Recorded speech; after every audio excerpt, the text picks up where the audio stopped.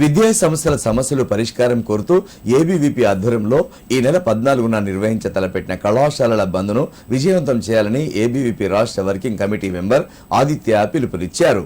Siddipet press club లో ఏర్పాటు చేసిన మీడియా సమావేశంలో మాట్లాడిన ఆయన రాష్ట్రంలో ఇప్పటి వరకు 12,000 కోట్ల ఫీజు రియంబర్స్మెంట్ బకాయిలు పెండింగ్ లో ఉన్నాయని మండిపడ్డారు. దాదాపు 20 లక్షల పేద విద్యార్థుల జీవితాలు చదువులు దీంతో ముడిపడి ఉన్నాయన్నారు.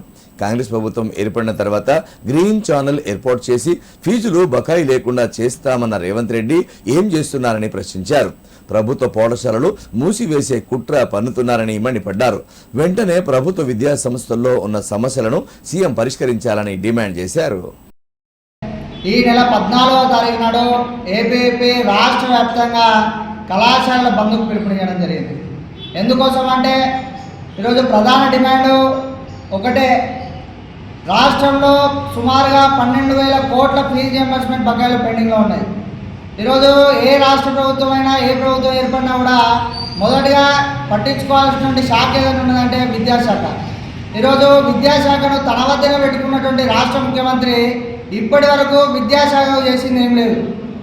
ఒకవైపు పాఠశాలను మూసివేయడానికి కుట్ర చేస్తూ ఉన్నాడు, గ్రామాల్లో ఉన్నటువంటి ప్రభుత్వ పాఠశాలను మూసివేయడానికి కుట్ర చేస్తూ ఉంటాడు. ఇంకోవైపు పెండింగ్లో ఉన్నటువంటి ఫీజు రియంబర్స్మెంట్ స్కాలర్షిప్ బకాయిలను విడుదల చేయకుండా కాలయాపన చేస్తూ ఉన్నారు.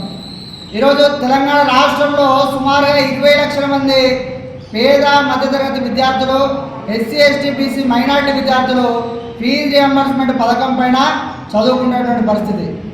అంటే ఫీజు రియంబర్స్మెంట్ పథకం ఎక్కడ కూడా ఫ్రీ బీ కాదు, అంటే ఉచిత పథకం కాదు.